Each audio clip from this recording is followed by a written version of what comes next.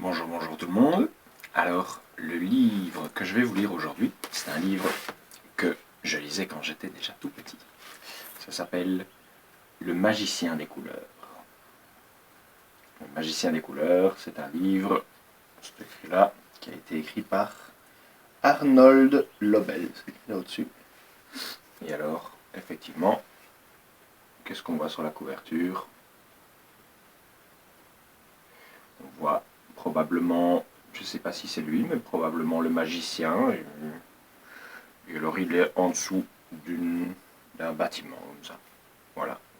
Avec des fleurs. Et des pinceaux. Et il a de la peinture. Voilà.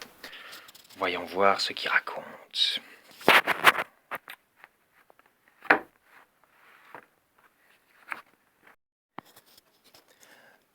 Dans la nuit des temps, il y a très très très longtemps, les couleurs n'existaient pas. Presque tout était gris, et ce qui n'était pas gris était noir. C'est ce qu'on a appelé la période grise du monde. Tout était gris ou noir. Vous imaginez ça? Que tout dans le monde, les arbres sont gris. Tout dans le monde, regardez hop, tout dans le monde est gris.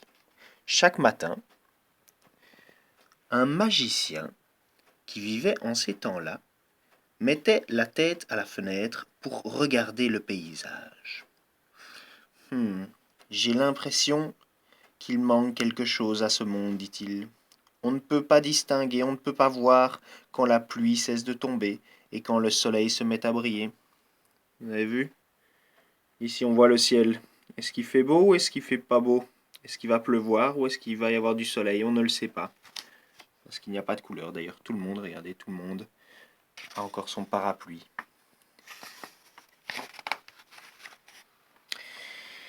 Le magicien descendait souvent l'escalier de sa cave sombre et grise.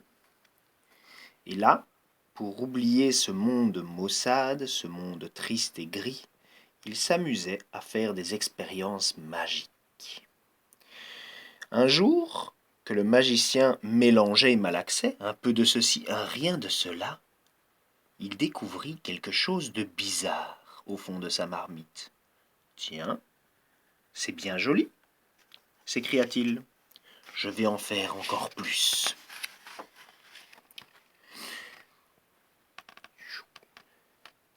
Qu'est-ce que c'est? Demandèrent les voisins, en voyant le magicien peindre sa maison. C'est une couleur, dit le magicien. J'ai appelé ça le bleu. Oh, je vous en prie, crièrent les voisins. Donnez-nous-en un peu. Mais bien sûr, volontiers, répondit le magicien. Et c'est ainsi que fut lancée la mode du bleu. Bientôt, tout était bleu dans le monde. Les arbres étaient bleus. Les arbres étaient bleus. Les vaches étaient bleues. Les coccinelles aussi. Hop, les coccinelles étaient bleues. Les écureuils étaient bleus. Et le magicien pédalait sur un vélo bleu pour contempler le monde bleu. Et il disait « Oh, c'est merveilleux !» Mais tout ce bleu, ce n'était pas merveilleux du tout. Après un certain temps, le bleu rendait tout le monde triste. Les enfants ne jouaient plus. Le coq ne chantait plus. Les saules, c'est l'arbre, les saules pleuraient. Et le troubadour poussait des complaintes déchirantes et chantait des chansons tristes.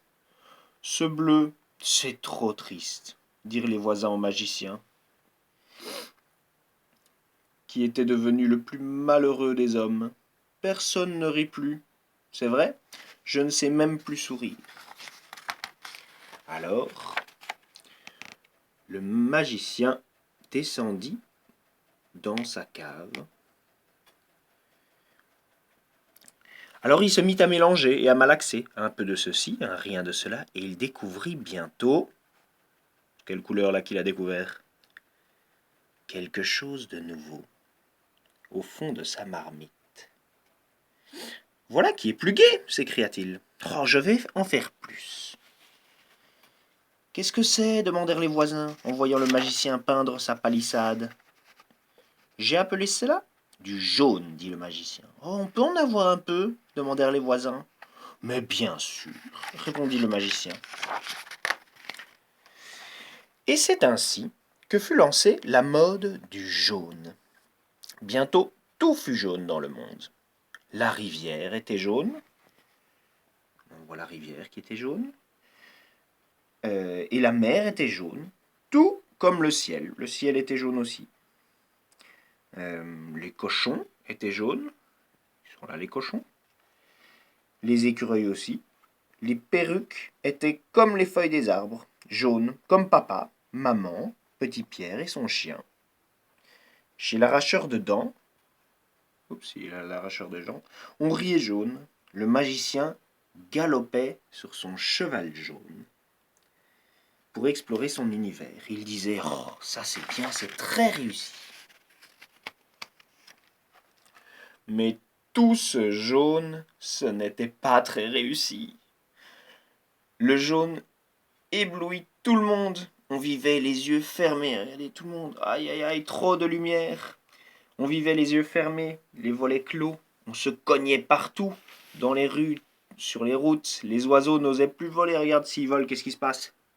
Bim! Trop de jaune. Ce jaune est trop lumineux, trop aveuglant, dirent les voisins au magicien. Ne m'en parlez pas, gémissait le magicien qui portait une serviette humide sur le front.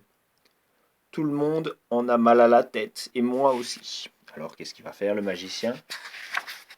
Eh bien, le magicien descendit donc en trébuchant l'escalier de sa cave, sombre et jaune. Alors, il se mit à mélanger, à malaxer, un peu de ceci, un rien de cela, et il découvrit bientôt... Oh, qu'est-ce qu'il a découvert? Au fond de sa marmite. C'est magnifique, s'écria-t-il, je vais en faire davantage. Comment appelez-vous ça? Demandèrent les voisins, en voyant le magicien peindre les fleurs de son jardin. Rouge, répondit le magicien. Oh, on en voudrait bien aussi, implorèrent les voisins. Mais tout de suite, bien sûr. Et c'est ainsi que fut lancée la mode du rouge. Bientôt, tout fut rouge dans le monde. La rivière était rouge, comme le ciel. Le lapin était rouge comme les canaris.